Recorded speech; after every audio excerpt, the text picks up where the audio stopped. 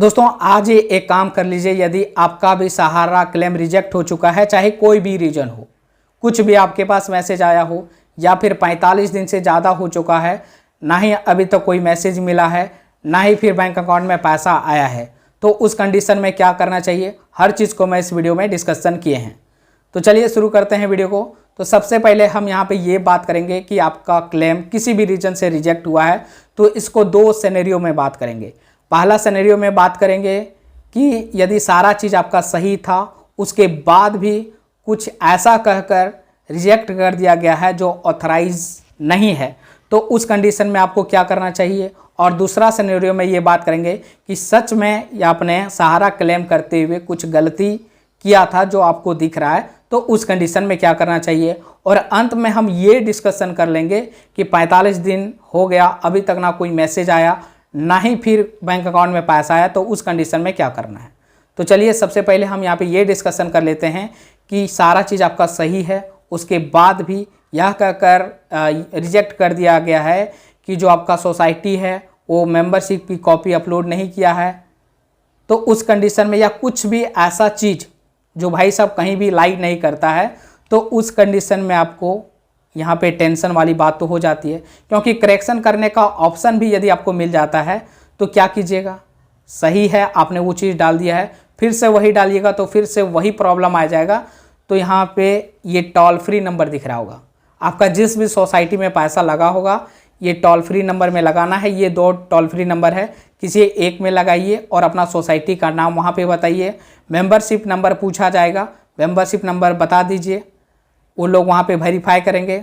हो सकता है तुरंत आपको वहाँ पे बता दिया जाए कि आखिर ये क्यों प्रॉब्लम आ रहा है। और यदि वहाँ पे उनको दिखेगा ही नहीं तो वो एक ईमेल आईडी प्रोवाइड कर देंगे। ईमेल आईडी में बॉन्ड पेपर और जो मैसेज आपके पास आया होगा वो चीज़ मांगा जाएगा। आप यदि उस ईमेल आईडी पर भेज देते हैं तो वहाँ पे रिवर्ट जवाब आएगा, लेकिन कब आएगा इसकी कोई गारंटी नहीं है। क्योंकि मैं पिछला वीडियो जब मैं सहारा एग्जीक्यूटिव से बात कर रहा था उस समय पूरा मैं यही चीज़ पर रिजेक्ट कर रहा था, लेकिन कोई भी रिप्लाई नहीं आया। पहली बात तो ये करना है। दूसरा बात, जब आप CRCS के पोर्टल में जाते हैं, जब उसको लॉगिन करेंगे तो वहाँ पे एक शिकायत का ऑप्शन आएगा जो यहाँ पे दिख रहा होगा, ठीक है। तो यहाँ पे भी शिकायत करना है। अब जब दोनों जगह से शिकायत करेंगे तो यदि सच में जो सहारा है वो स्कैन कॉपी CRCS को नहीं दिया होगा, तो जब आप शिकायत करेंगे हो सकता है वो दे दे, और जब दे देगा तो फिर आपका काम बन जाएगा। और यहाँ पे चांसेस तो बहुत कम है क्योंकि पिछला वीडियो में आपने तो देख ही लिया होगा।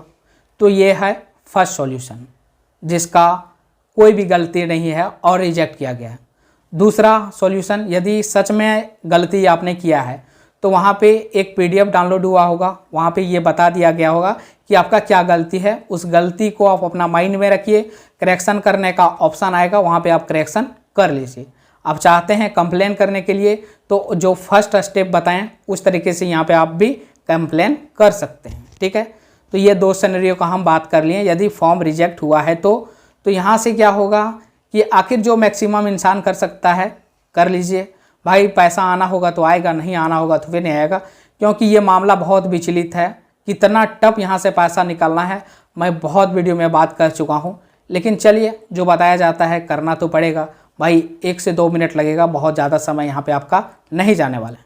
अब हम यहाँ पे बात कर लेते हैं, यदि 45 दिन से ज़्यादा हो चुका है, ना ही अभी तक कोई मैसेज आपके पास आया है और ना ही कोई पास आया है, तो उस कंडीशन में CRCS के वेबसाइट में आप जाइए।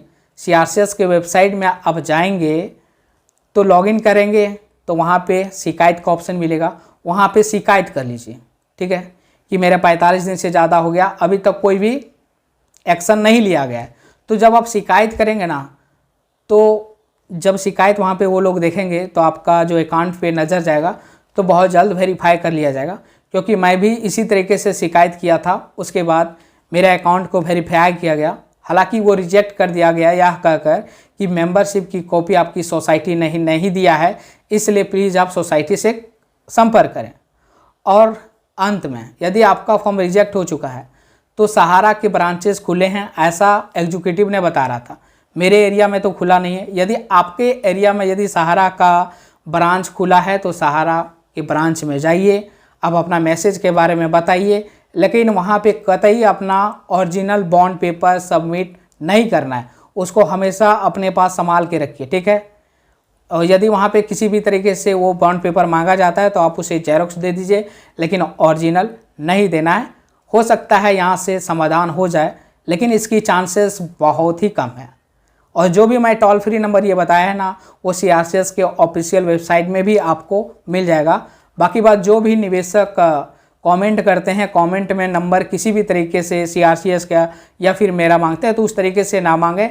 इस तरीके से यदि कोई भी और भी लोग नंबर प्रोवाइड कर देंगे, हो सकता है वो आपके साथ फ्रॉड करना चाहे तो फ्रॉड भी कर सकते हैं। इसलिए कोई भी कमेंट में नंबर देता हो तो उस पर कांटेक्ट नहीं करना है, क्योंकि मैं कभी भी कमेंट में अपना नंबर या फिर किसी भी ऑर्गेनाइजेशन का नंबर शेयर नहीं करता। जो भी मैं करूँगा वीडियो में करूँगा। आज के लिए इतना ही, फिर से मिलते हैं नेक्स्ट वीडियो में। तब तक के लिए धन्यवाद, थैंक यू।